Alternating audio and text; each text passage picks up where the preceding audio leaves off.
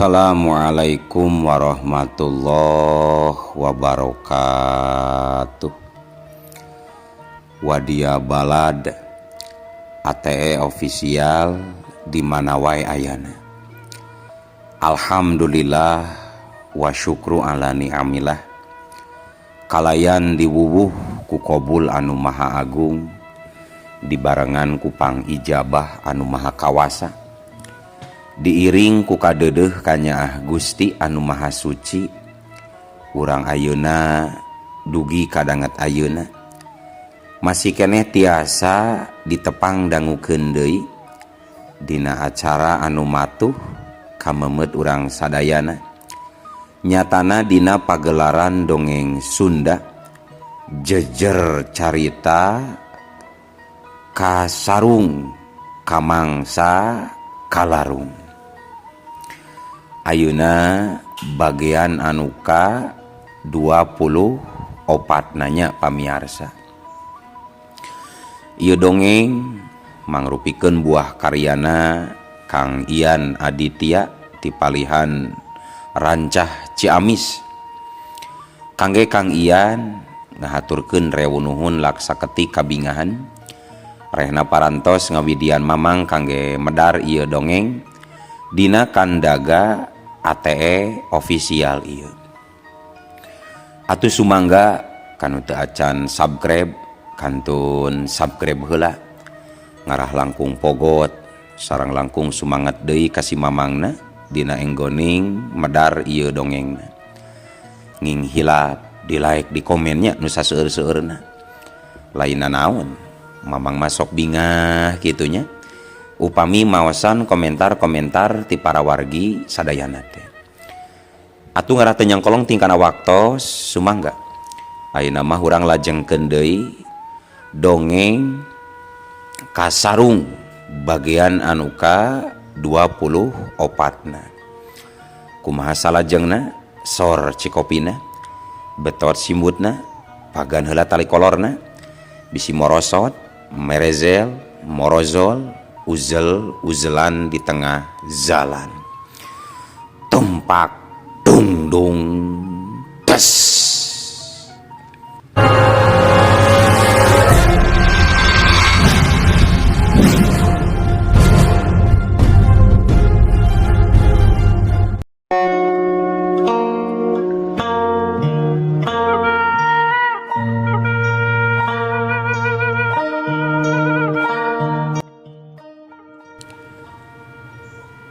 Para wargi sadayana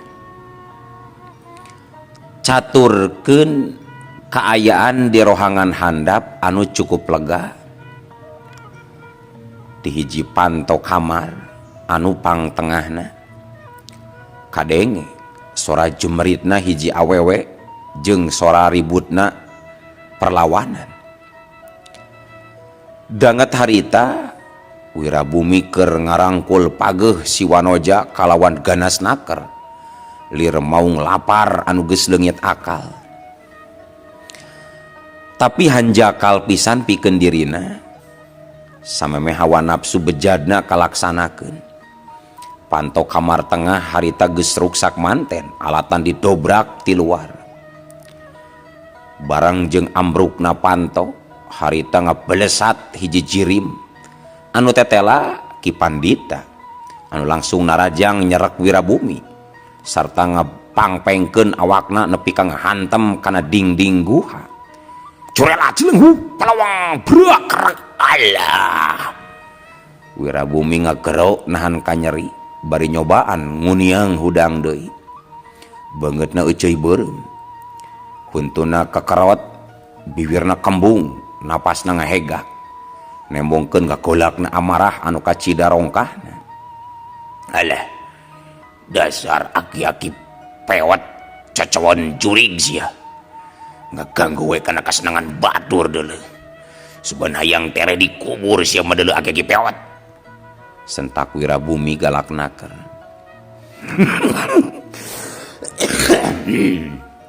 Wirabumi, yeuh sing eling. Geuzak kuduna umur geus kolot gitu mah ilaing teh kudu sadar jeung babalik pikir ulang umbar zawat birahi deui sing inget yen tiap makhluk anu hirup kumalenang di alam pawenangan pasti bakal kakeunaan ku ngaran ajal sarta bakal dipenta tanggung jawabna tina sagala lampa salila hirup di dunia ieu walah tiba heula oge memang gitu manusia kawas ilaing mah memang pinter ngocoblak jeung ngawuruk ka batur tapi teu bisa dipikawe ku diri sorangan ye aki-aki peot cocoun juri tong miharep dewek bakal nurut sanajan kasaktian ilaing taya tandingan nana deuleudeul kitu dasarna manusia anu geus kagugu ku nafsu mah dina nembalana oge persis siga setan. Ki Pandita ngadon seuri pait dina jero hatena manehna bener-bener teu ngarti kana jalan pikiran Wirabumi nya eta mah guma ilaing we Wirabumi ulama ngan zakadar ngelingan wungkul satadina mah susuganan we ilaing bisa sadar tah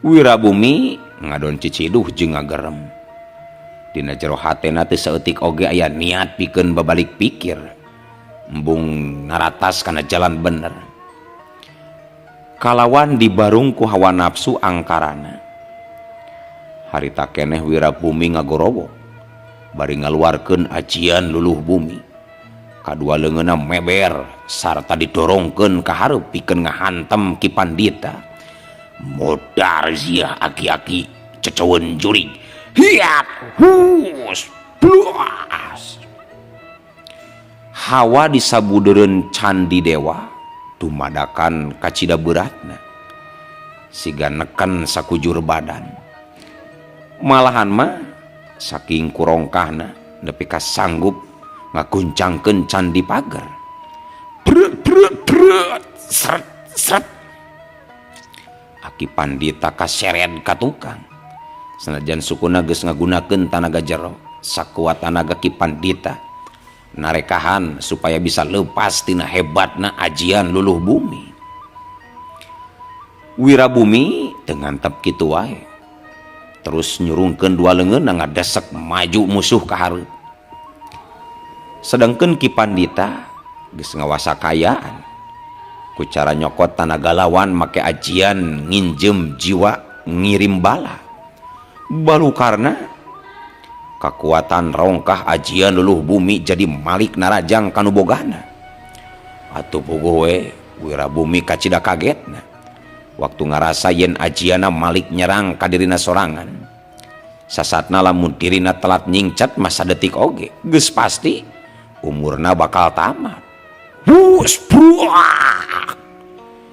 serangan tohaga Ki Pandita nyasar kana wewegna tembok candi nepi ka duar hancur beungeut Wirabumi sapada harita jadi pias koleas alatan sieun jeung ruas nu kacida luar biasana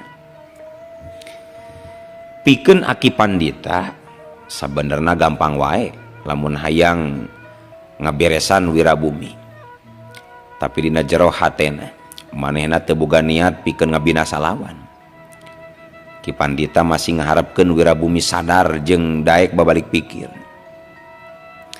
ngan hanjakal hata Wirabumi geus katutupan ku poekna amarah jeung kadoliman ku kituna Wirabumi laju deui maju narajang malah seranganna leuwih ganas tur bayangan saset leungeun katuhuna dikepeulkeun tuluy dibuka deui bari diayunkeun ka hareup wus saayunan dua leungeunna ka hareup sababaraha bola seuneu ngadadak mucungul pating saleber pating belesat gancang naker narajang hawa disabudeun rohangan dumadakan jadi nyongkab panas kacida sret Ki Pandita ukur nyapukeun jubahna maka teu sakara-kara bola-bola seuneu langsung muruluk pating careos parareum Wirabumi siga geus beakeun akal pikeun ngalumpuhkeun Ki Pandita. Jalma kolot eta kacida saktina pikeun dirina, kitu pikirna.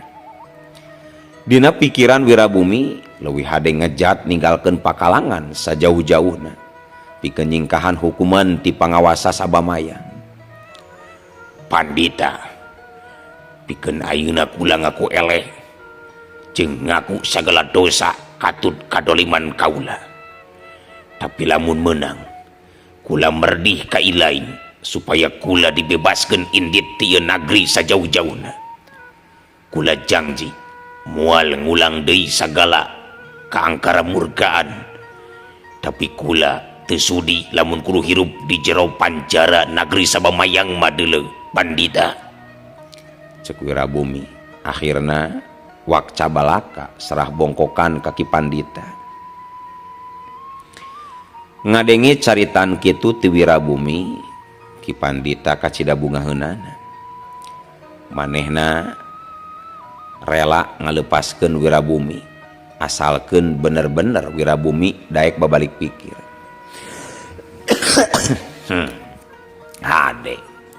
Hade Wirabumi, kula bunga lamun anjeun daek robah.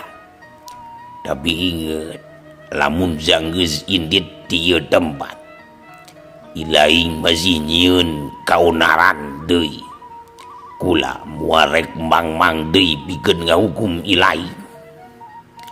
Pandita, kula ngahaturkeun nuhun kana kahadean hate anjeun. Ayeuna kula pamit pikeun indit. Sanggeus eta pamenta hampura rengse sarta Ki Pandita ngidinan dirina pikeun indit. Wirabumi tuluy dongko mere panghurmat. Saterusna belesat. Wirabumi ngabelesat nuju ke arah luar ti candi. Dina waktu nu sarua torojol Andika karek jol datang sarta nenjo Wirabumi lumpat ninggalkeun Ki Pandita. Mahena nyangka Wirabumi kabur ti pakalangan. Naas takdir teu bisa dipungkir, kadar teu bisa disinglar, nasib teu bisa ditolak. Kitu nu karandapan ku Wirabumi. Sabab Andika barang jol datang langsung ngahantemkeun ajian tapak dewana.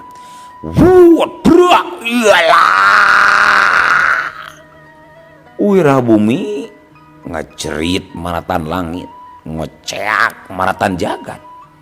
Awakna meceleng dina kayaan rengkah, remuk, bubuk, hancur.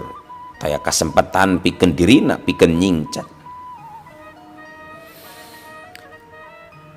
Nenjo kayaan Wirabumi anu pikangeneskeun ditu, Ki Pandita narik napas panjang bari neuteup layon Wirabumi kalayan pinuh ku kasedih jeung paninengan.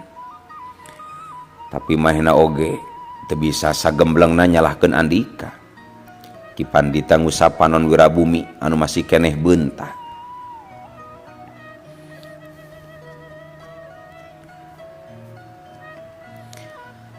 Tarikan napasna karasa berat. Andika ngarasa heran. Nenjo parepolah Ki Pandita anu siga kuciwa ka dirina. Satuluy napok Andika tumanya. Aki, hapunten. Upami sim kuring aya kalepatan. Salaresna naon saestuna anu kajadian di patempatan Ki. Ki Pandita harita neuteup Andika. Sok sanajan dirina ngarasa kuciwa. Tapi dina hal ieu dirina teu bisa nyalahkeun sagemblengna ka Andika. Komo ngahukuman mah. Andika, mun bae tadi hidup nyaho, wen si Wirabumi teh geus ngedalkeun lizan yen dirina rek babalik pikir jigana hidup moal tepi katega pikeun ngabinaza Wirabumi.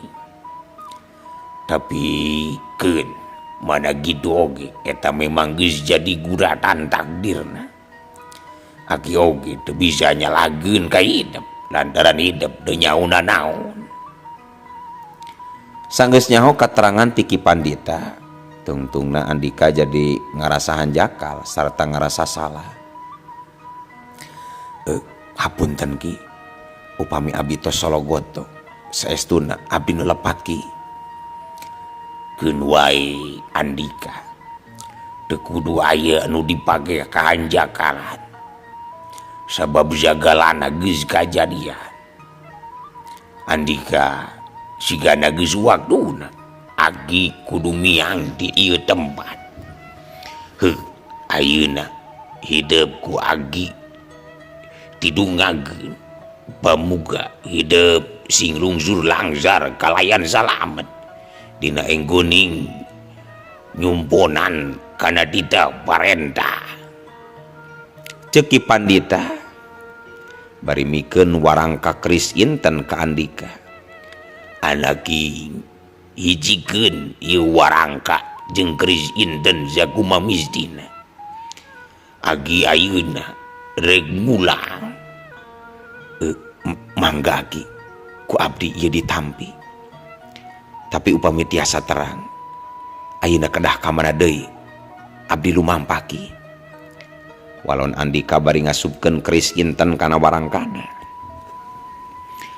Hidup lumampah tetep kana hiji tujuan, nyaeta istana nagri Sabamayang. Kitu ceuk Ki Pandita. Saterusna sanggeus ngomong kitu mah, Les cirim Ki Pandita ngaleungit di hareupeun Andika. Menang sawatara waktu Andika ukur neuteup kana kurut nangtungna Ki Pandita. Satuluyna nalika pajar geus mimiti sumirat, Andika laju ngaleos ngagedig indit pikeun nuluykeun lalampahanana. Pamiarsa kaum dangu anu sami-sami dipika cinta. Cag urang tunda heula ngeunaan lalampahan Andika. Pikeun samentara urang guar heula kaayaan Rismaya jeung Nyi Sinta. 5 purnama saenggeus paturaina jeung Andika di tengah-tengah sagara teh ya. Rismaya digembleng ilmu ku Ki Sastra nepi ka akhirna ngajelma jadi saurang jawara wanita anu pilih tanding. Kitu deui Nyi Sinta banu resmi, manehna oge diwaris ajian serat jiwa. Dina hiji poe Rismaya amitan ka Ki Sastra demi ngajorag ka imba nagara pikeun males kanyeri ka Adipati Jayawangsa. Maka sanggeus diidinan ku akina, Rismaya laju undur diri mentas lautan ngajugjug ka Kadipaten Imbanagara.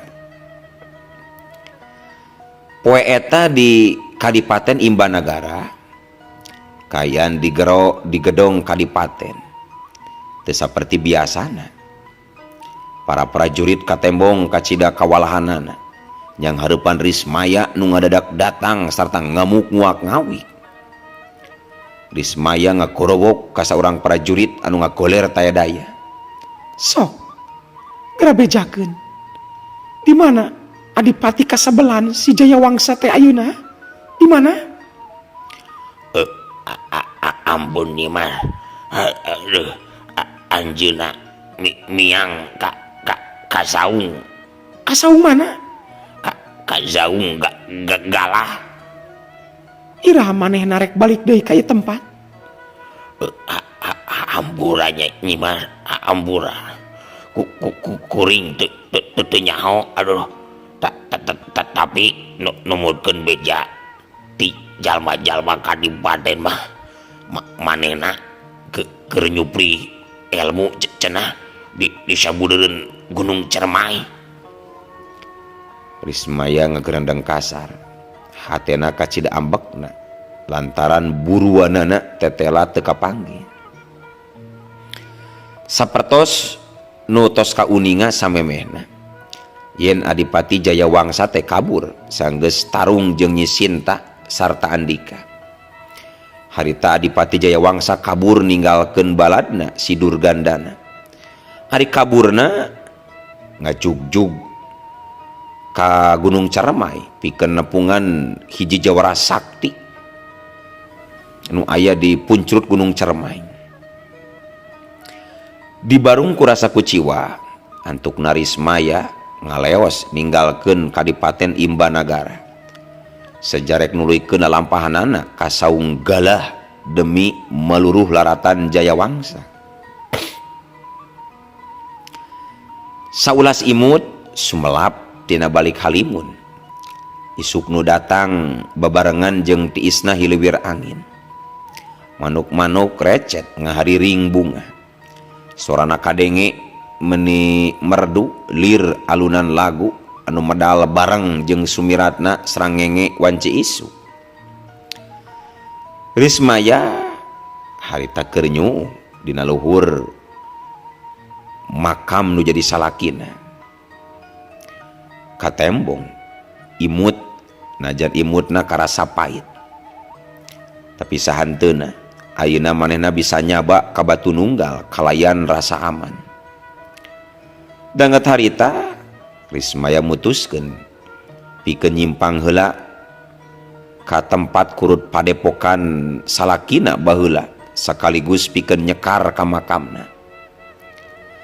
Samemeh nuluykeun lalampahanana ka saunggalah nya manehna harita ngadon nyu di kuburan salakina.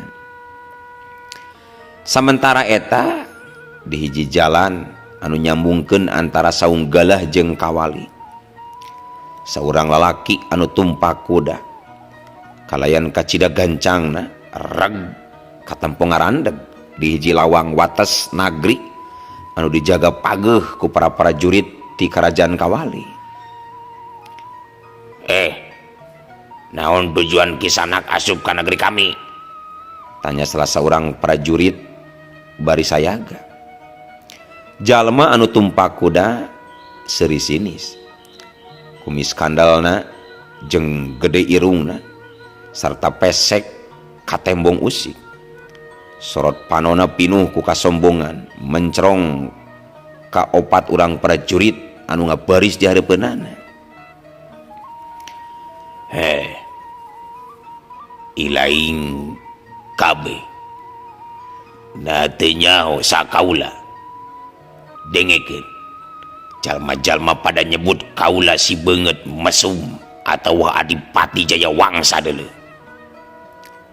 Opat prajurit anu kerja raga malunur sabara lengkah sanggeus ngadenge ngaran Jayawangsa disabit-sabit.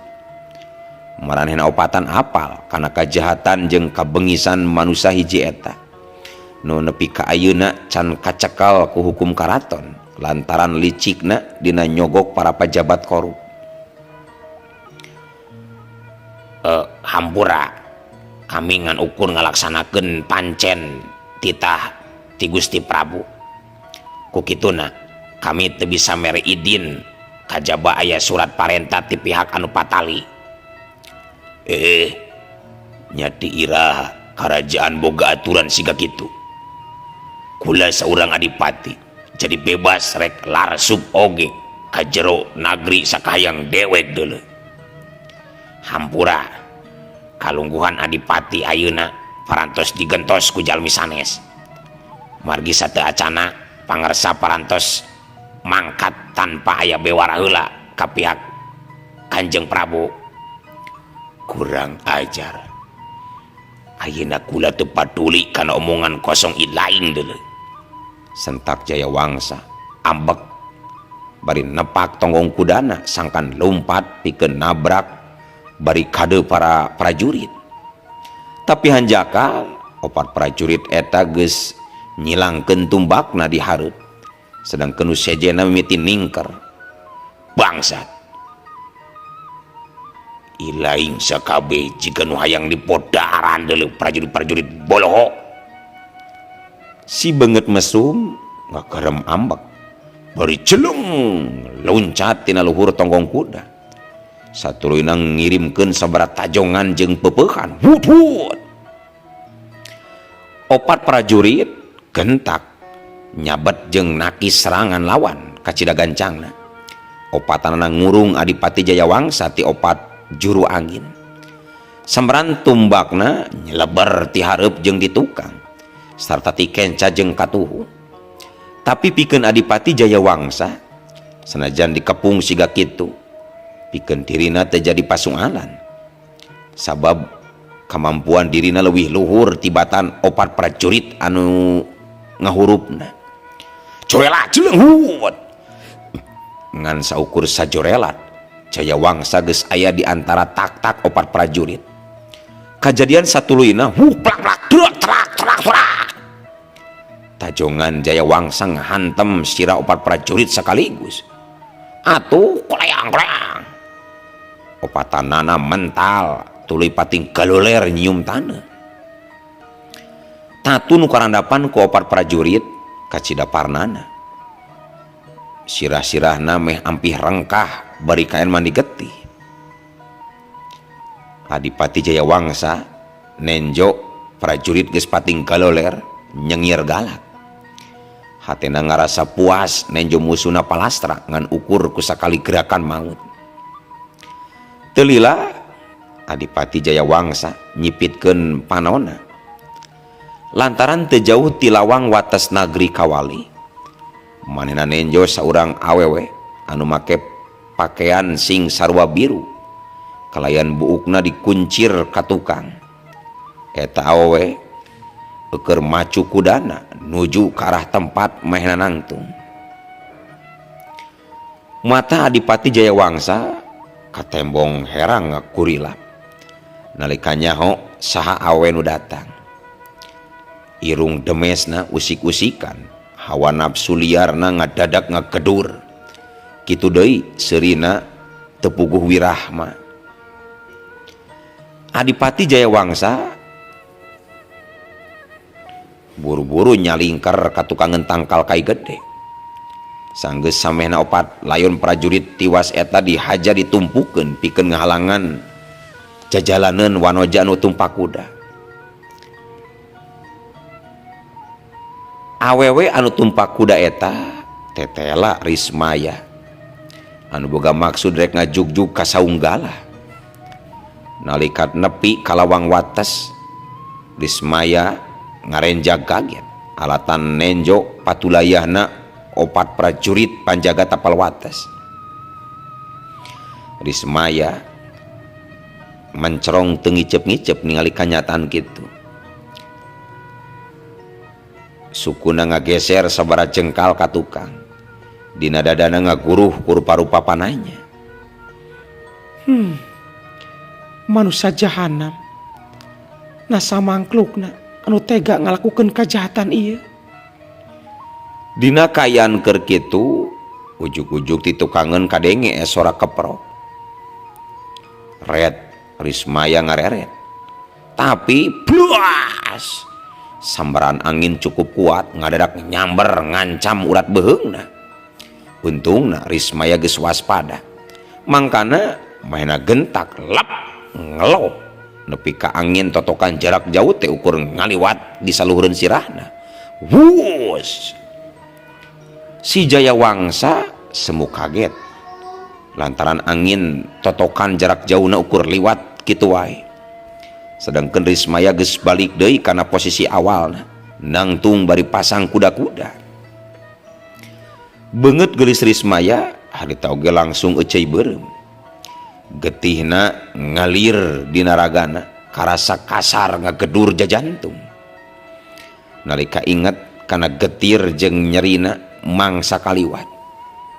Komo sanggeus nyaho anu nangtung di hareupeunna teh nyaeta manusia anu salila ieu keur dipaluruh sakaligus anu dipika cecep ku dirina. Dendam anu mang taun-taun geus dipendemna kiwari geus teu bisa dibendung deui. Manusia jahanam. Tetela aing teu kudu jauh-jauh neneangan si lain. Tampanan ayeuna pati ilaing si Jayawangsa. Cek Rismaya di barung belesat jeleng wuut langsung belesat gancang nakar leungeun jeung sukuna pating saleber liar silih susul narajang sacara acak tapi acan oge panarajangna keuna kana sasaran no atuh ari ujug-ujug eueuh waktosna kabujeng seet wadia balad ATE ofisial keun atunya ieu dongeng teh urang cekapkeun we heula dugi ka dieu insyaallah enjing pageto baris dilajengkeun deui atuh ku kitu ku kieuna mamang saja amit mungkur amit mundur ti payuneun para wargi sadayana hayu assalamualaikum warahmatullahi wabarakatuh.